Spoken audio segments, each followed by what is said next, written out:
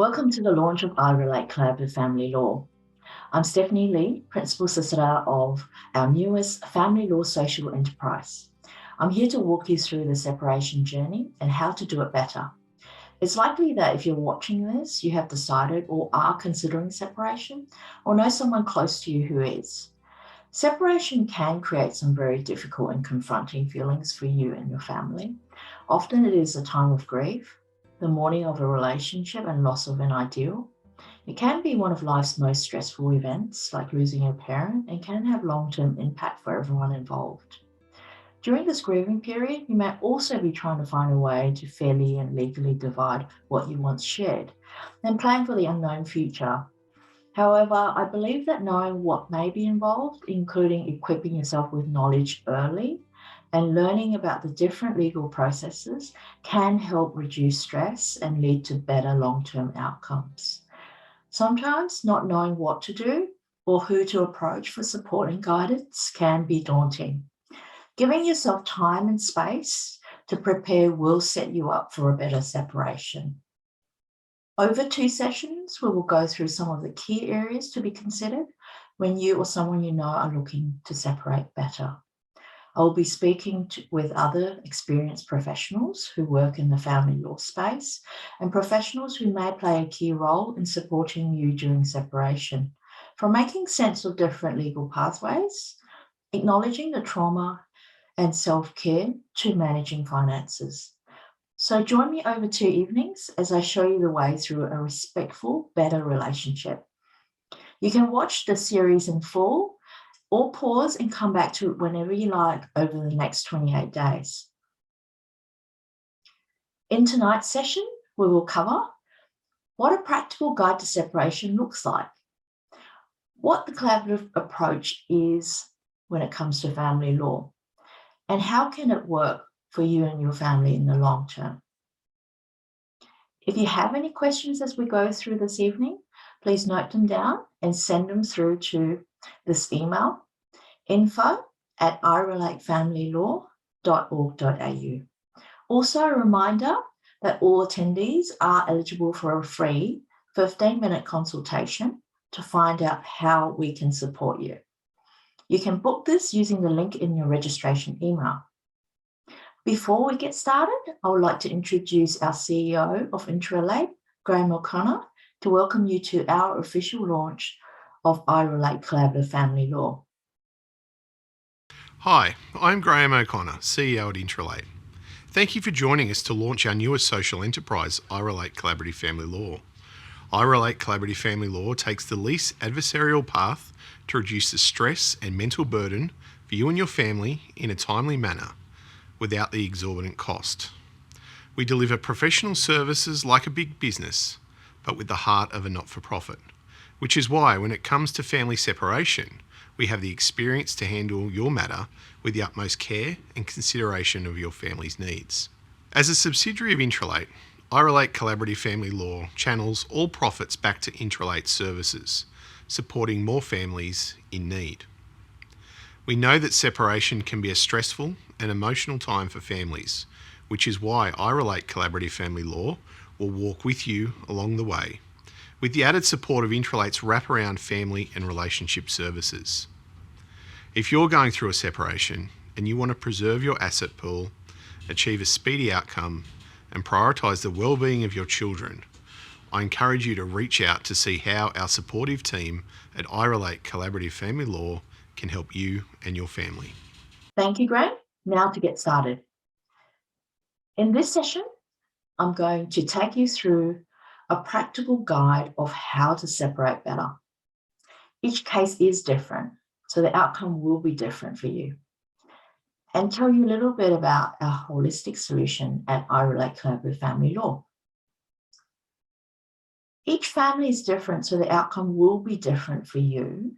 It's important to have your network of friends, family, or counsellor for emotional support, but it is also vital to get the correct legal advice specific to your situation so that you can make an informed decision to plan for your future.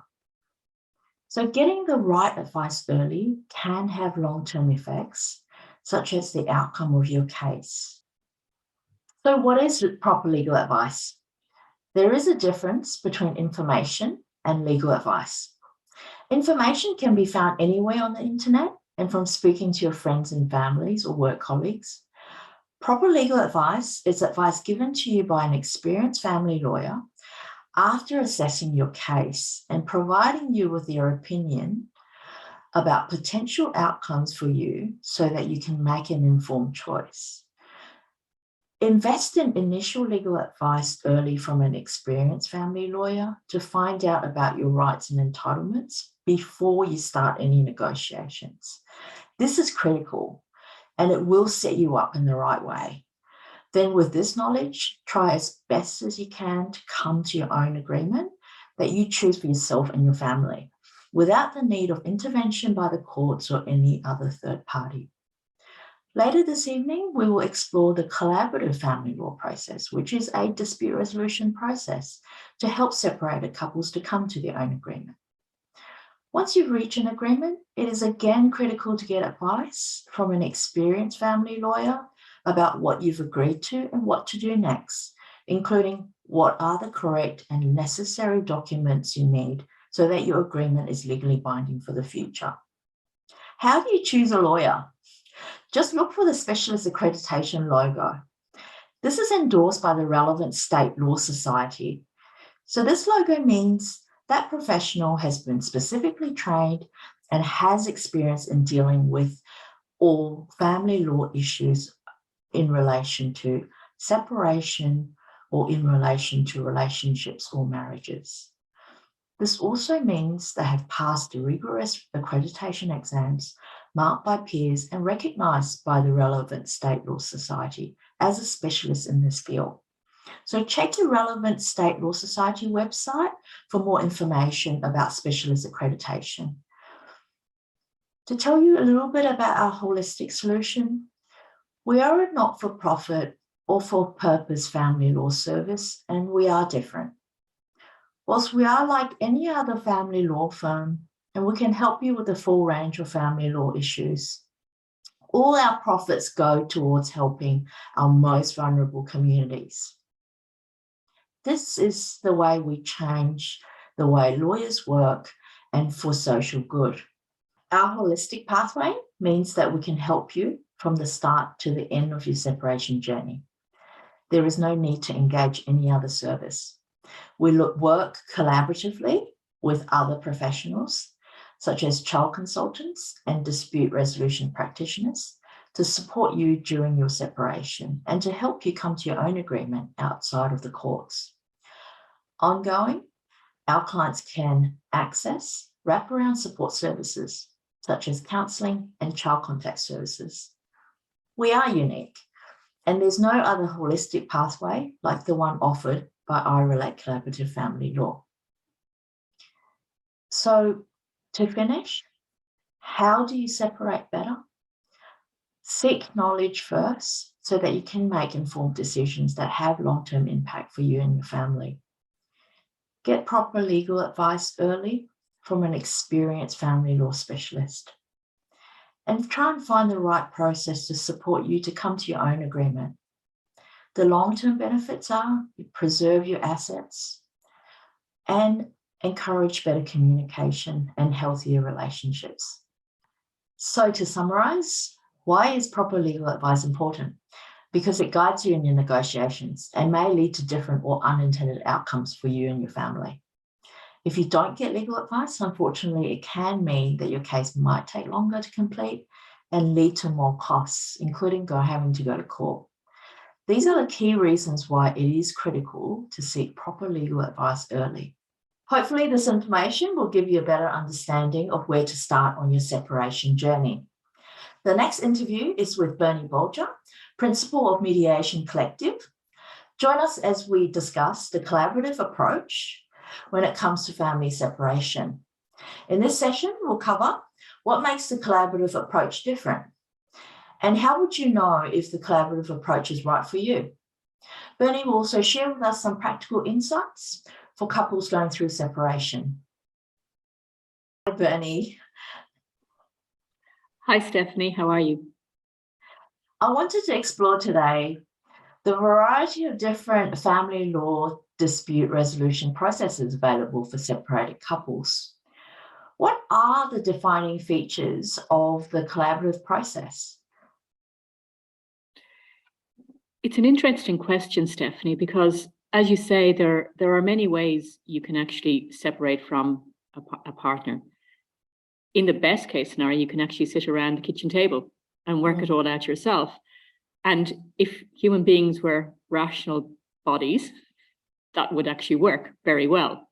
But unfortunately, we're not. Human beings come with all kinds of emotions around love, around identity, around children, around self-worth.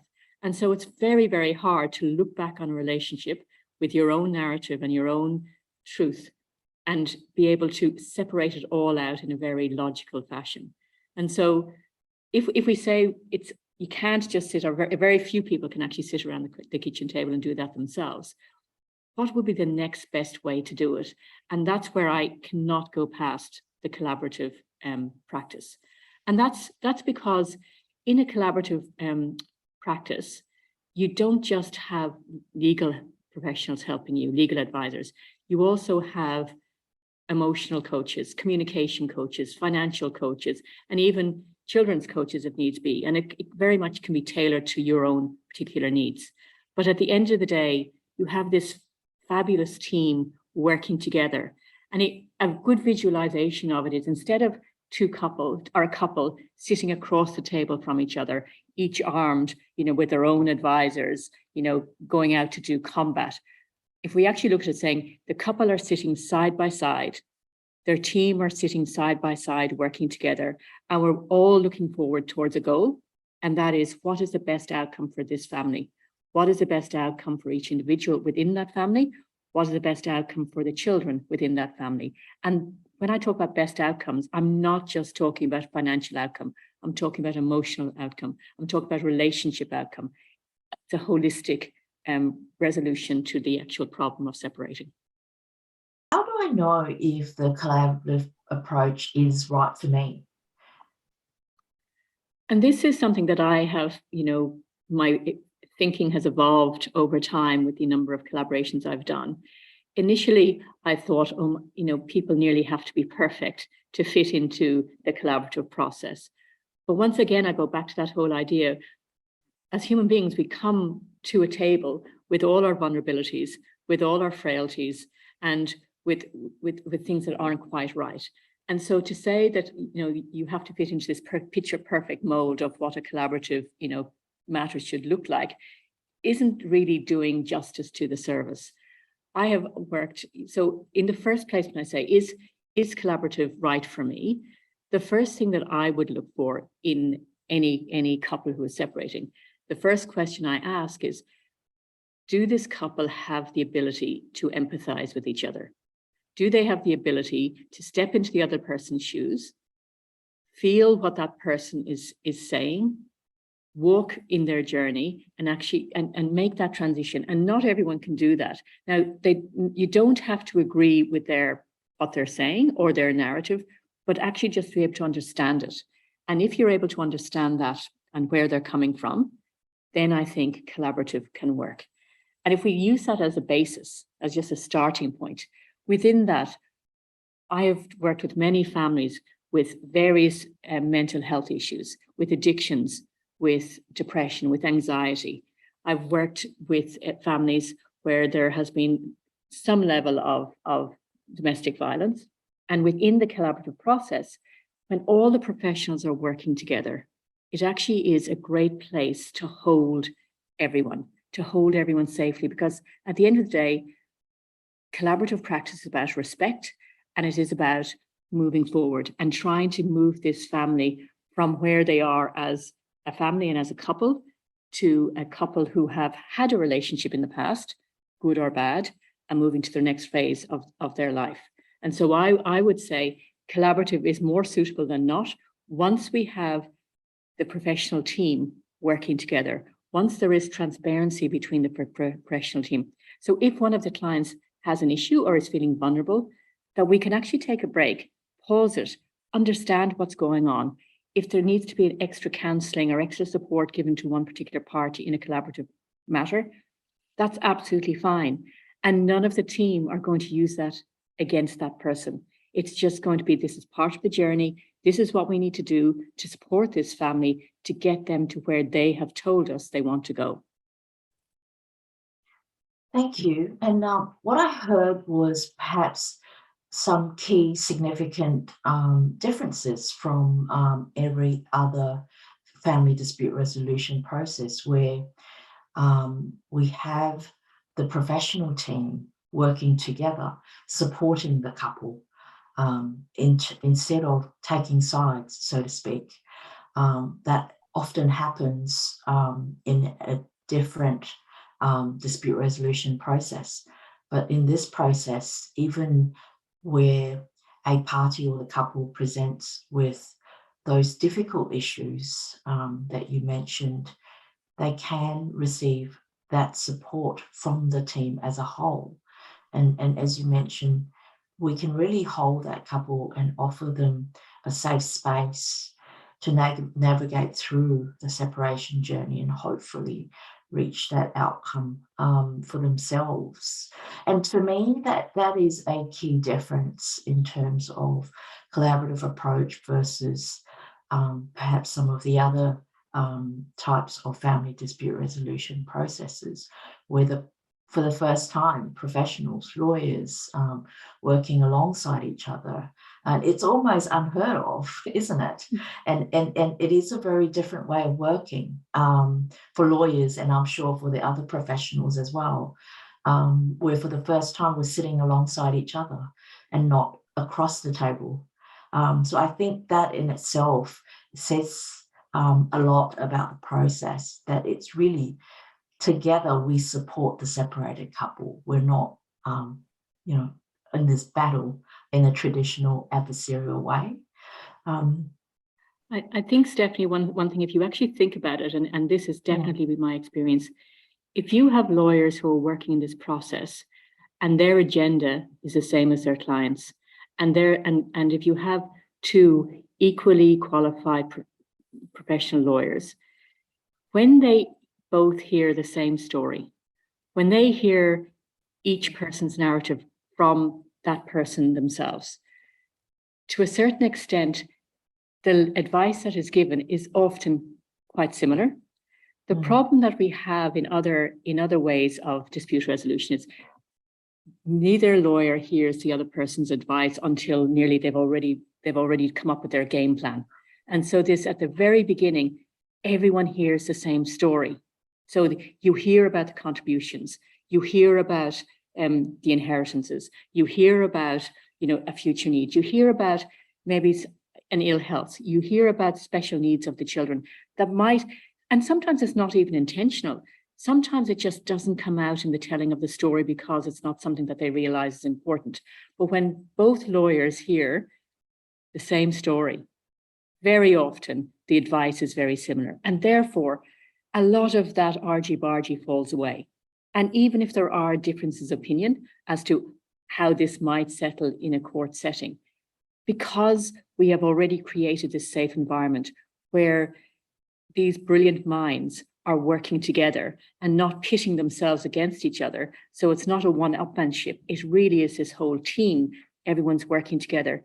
They can have a respectful discussion, a respectful difference of opinion, and come up with these options as to how we can solve this. And that is the magic of it. It is that we have a set of facts, but it's nearly like we expand the pie.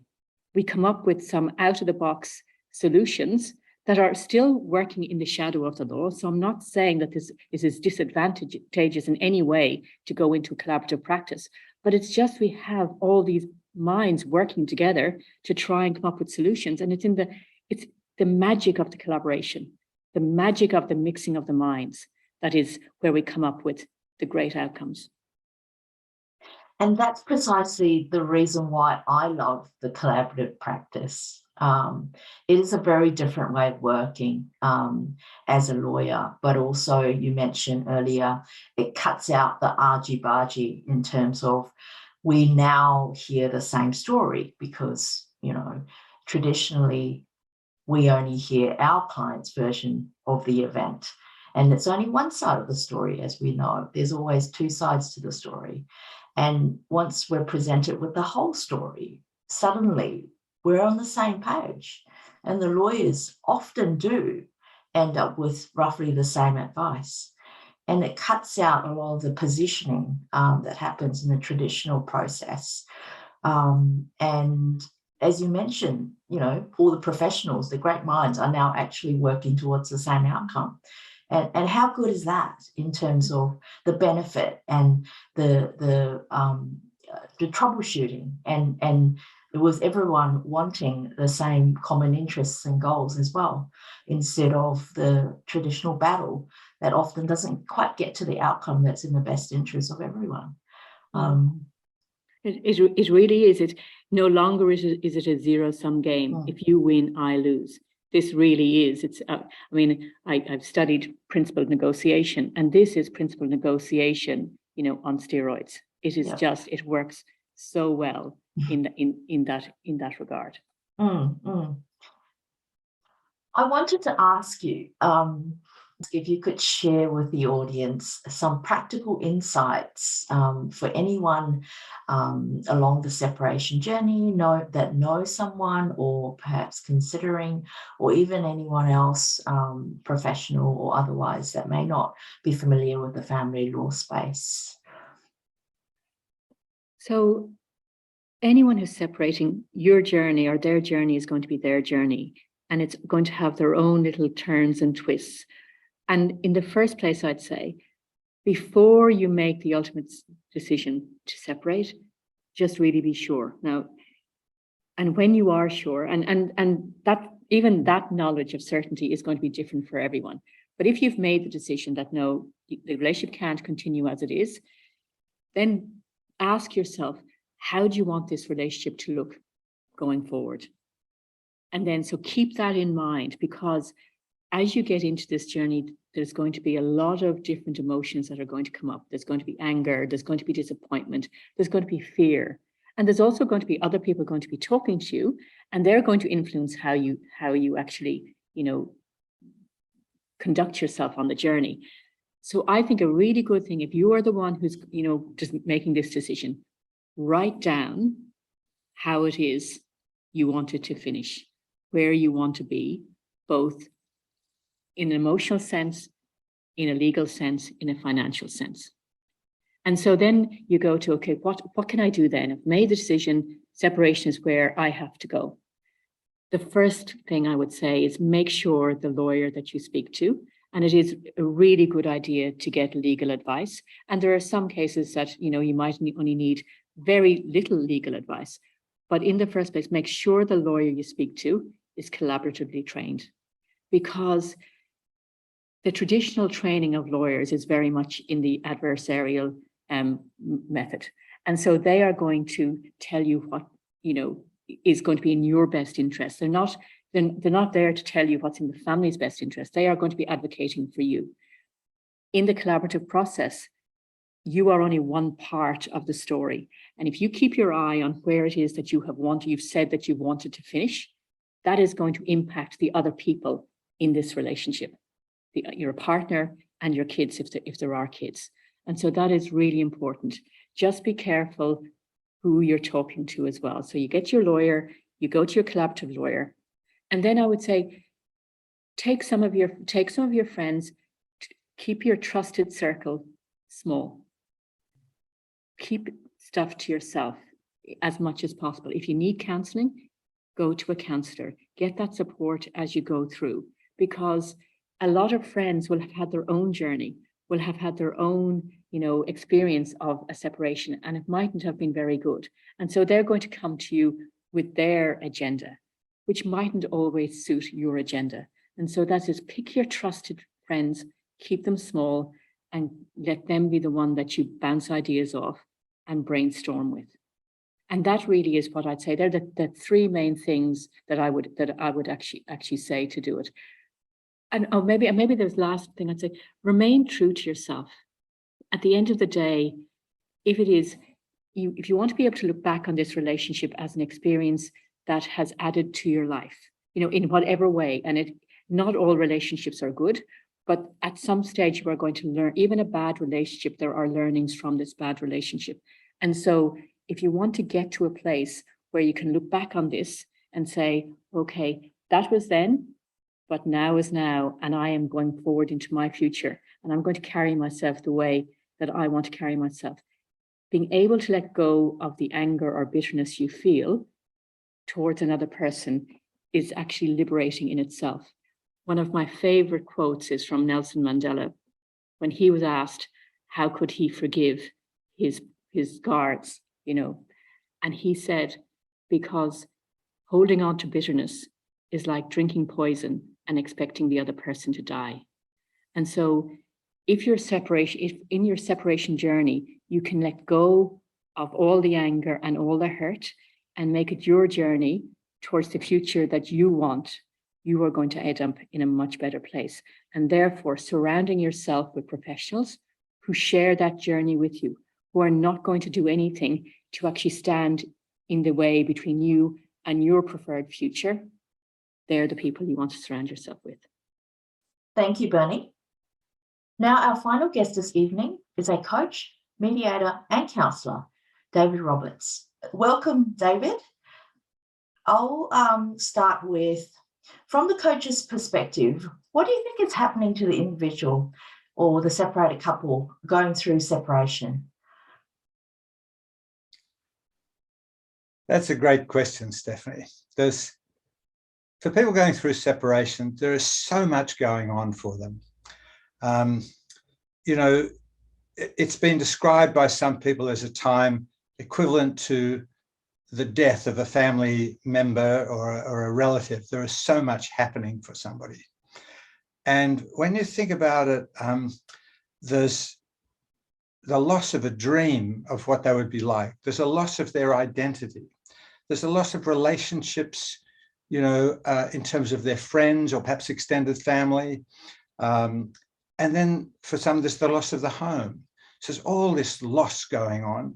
And with that, the grief around that loss and the worry about how are they going to cope?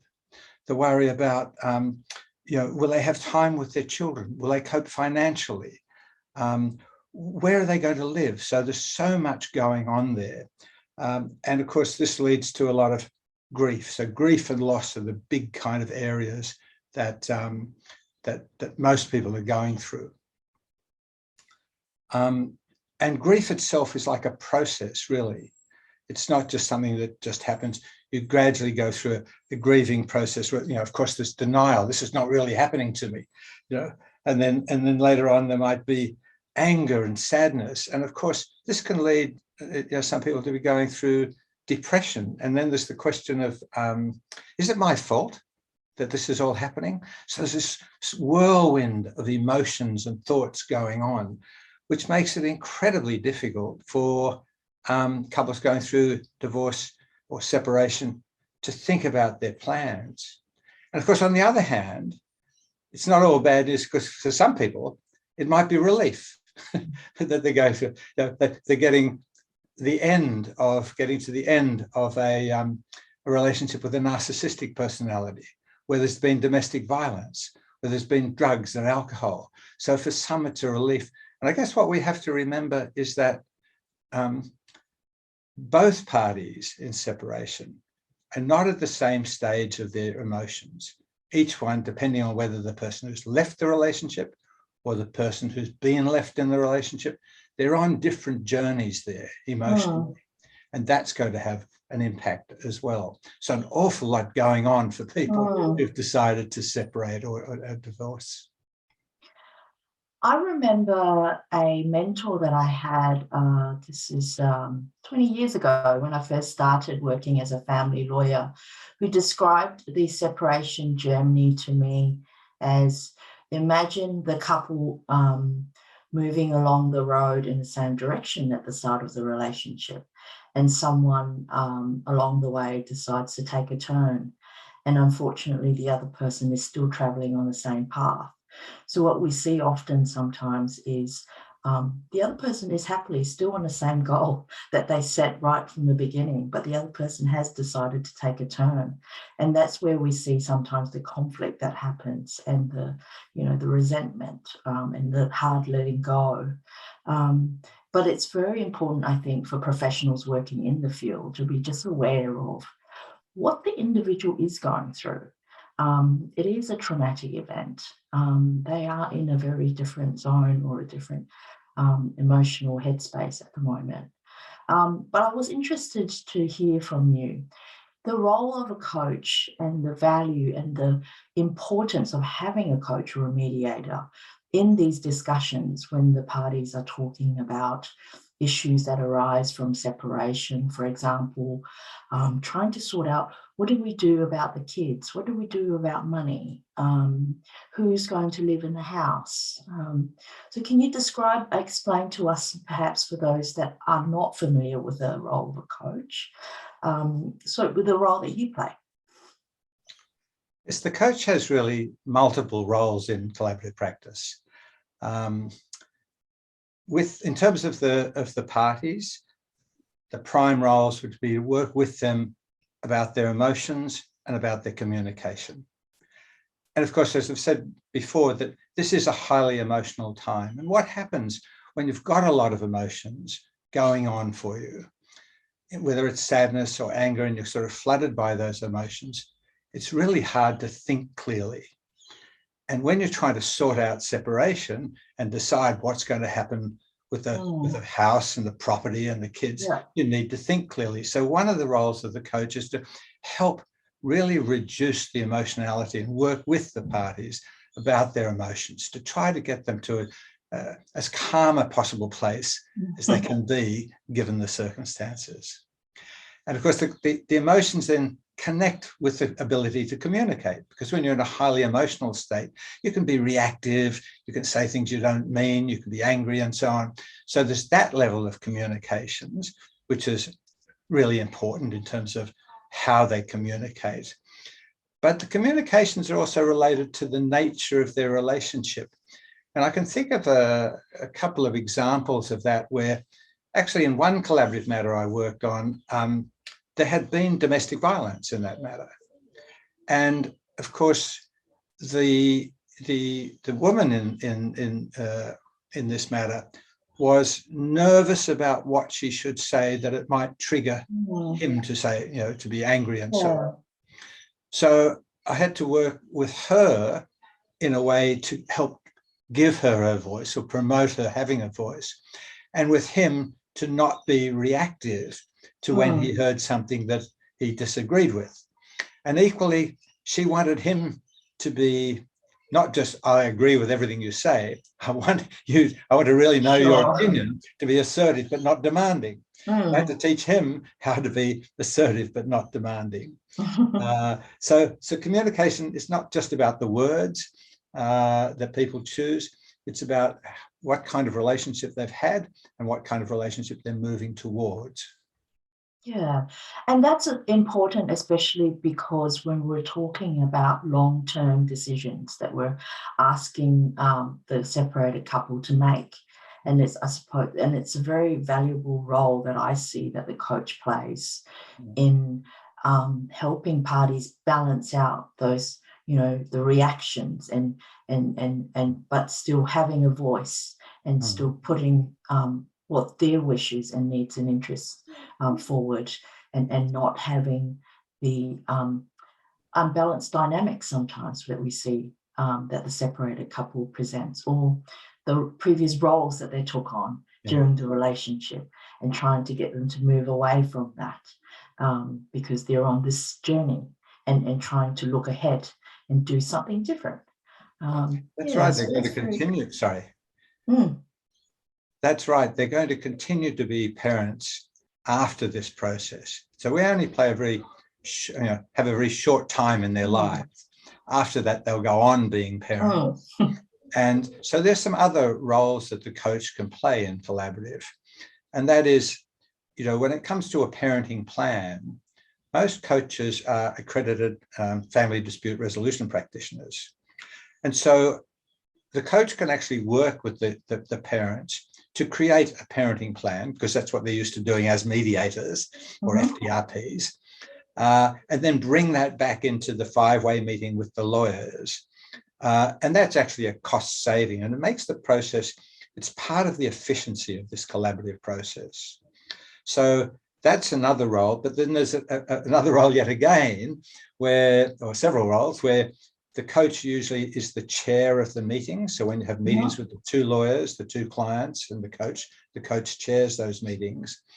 And in the debrief, we also talk with the lawyers about their emotionality and the way they have worked in the process to make sure that we're a really strong team supporting the clients, because we're all human. And unlike coaches who are, counselor, FDRPs that had a lot of work with emotionality, lawyers don't necessarily have that work. And there might be time to look at how the lawyers have worked in the process, and whether the parties are actually trying to get the lawyer on side with them and the coach on side with them. So the dynamics can be quite complicated. And it's really the coach's job to look at those dynamics, but winding right back particularly to look at what's happening with both parties during those 5-way meetings, and to support them in those meetings, and perhaps with one-on-one coaching afterwards.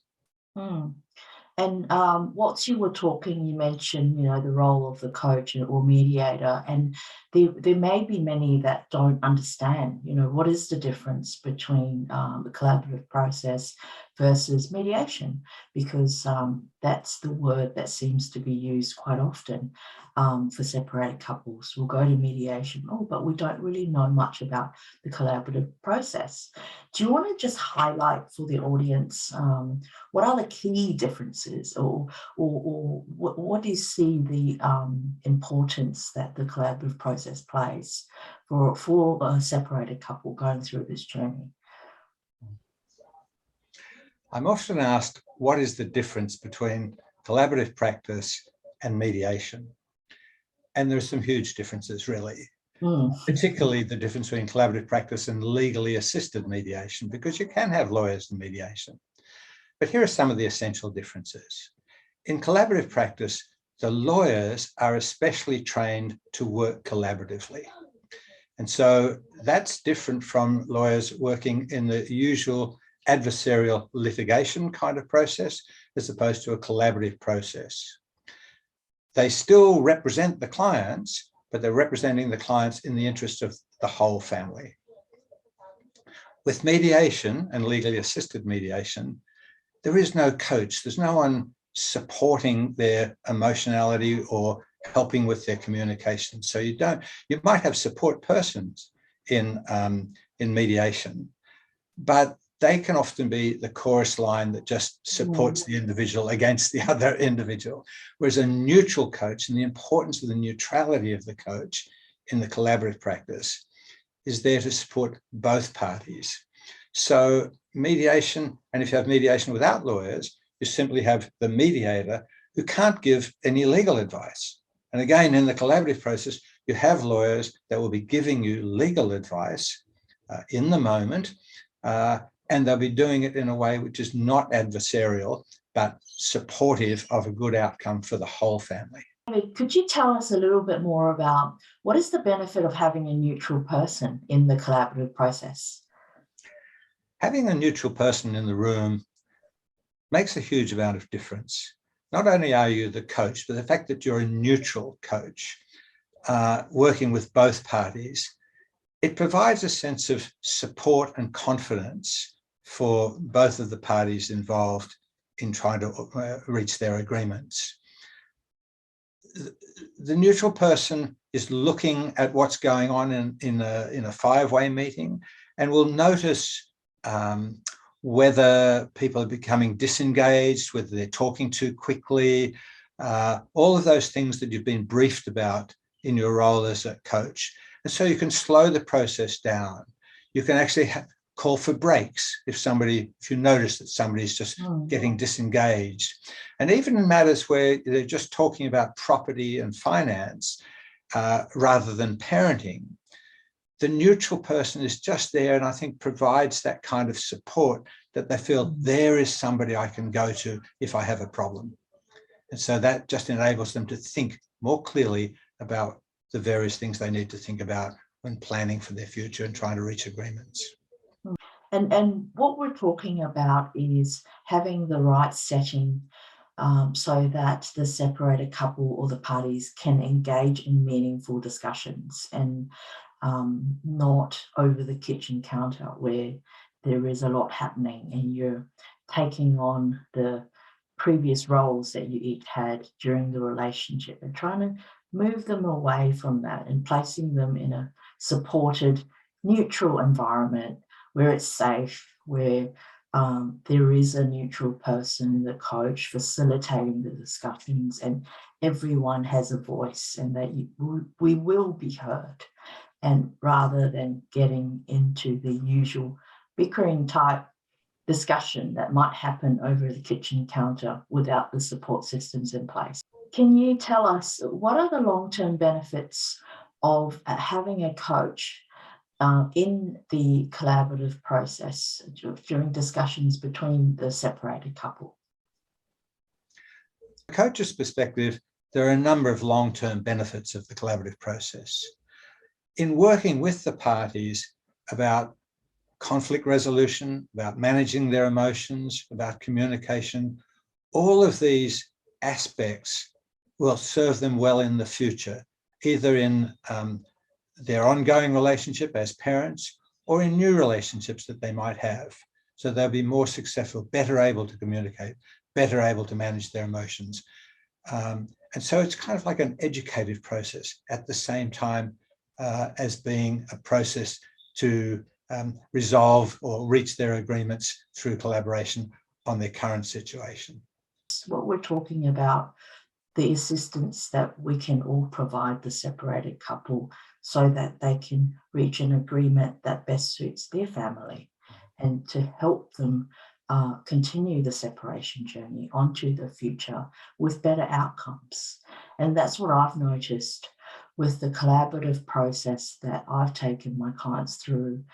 The long-term outcomes are far better than the cases that are run in the traditional adversarial way, either through mediation or the courts or the fighting that happens with solicitors engaged.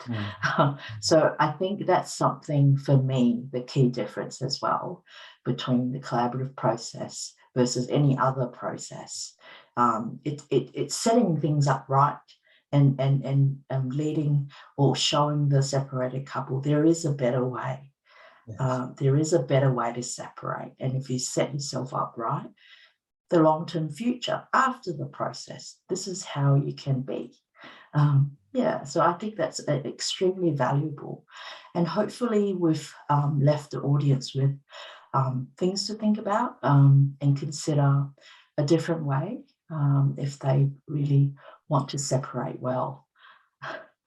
So thank you very much today for your time, David. As always, lovely to talk to you. Hope you come back and talk to us again. So I'll end our conversation here. Thank you. All right, thank you very much, Stephanie. I look forward to working with you more. That brings our conversations to a close this evening. We will be back tomorrow night for the final session of the separation journey to cover the emotional effects, understanding the child's perspective, and how to approach the financial side of separation. Please stay with us for the next few moments as we finish the session with a short mindfulness clip. Ginagay. Anondi Bajar, Jack from Interrelate. I'd like to take you on a journey. First, I want you to breathe in deeply and hold for 1, 2, 3, 4, and breathe out slowly for 1, 2, 3, 4. Now, if it is safe to do so, please close your eyes and follow the sound of my voice. Your feet feel the soft dryness on the dirt beneath them, warmed by the morning sun. and you look up and see you are at the base of a great mountain. The air is filled with smells of the bush, of eucalyptus, and the cooling earth under the canopy. Deeply you listen to the mountain sing to you. You can feel the leaves blowing in the wind, and you listen now. So you walk, one foot in front of the other, and you feel the strength in your body. With each step you climb higher, never once looking back to what was behind you. Only forward now. And the bush holds you, cool and welcome with its soft touch. And you become aware of your breath and your heartbeat now. You feel your lungs and spirit filled with those who came before you. The mountain has brought you here. Now, as you're near the top, you prepare yourself to let go. Let go of the past. Let go of all the hurt and the shame. And suddenly, there you are, at the top of the mountain, and the air is fresh and warm, and salted by the sea. You breathe in deeply, again now, and hold it for 1, 2, 3, 4, and breathe out slowly as you let your ears take in all the beauty below. The ocean reflects the morning sun, and you see the storm clouds you once thought would stay forever have passed and move slowly into the distance, and you listen for the rumbling of the thunder once more, but there isn't any to hear, and you know that you can do this. You are strong and have always been strong. Even on your weakest days, you show strength. And now, every day you move forward is a triumph. So you celebrate and hear the sea call you to your next journey. Our team at Interrelate has support to help people who worry and have lots of stress. We hope this mindfulness moment helps to keep you grounded and calm. This activity can be done anywhere, at any time. So when you're feeling stressed or disconnected, take a moment for mindfulness. Yadi rang.